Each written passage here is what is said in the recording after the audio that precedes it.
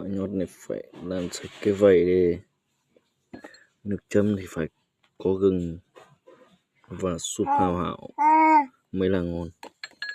Và bây giờ là trải nghiệm kẹo sạch như vậy.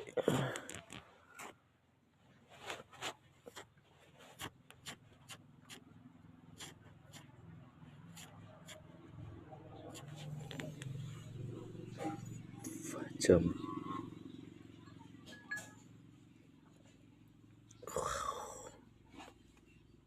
Tuyệt.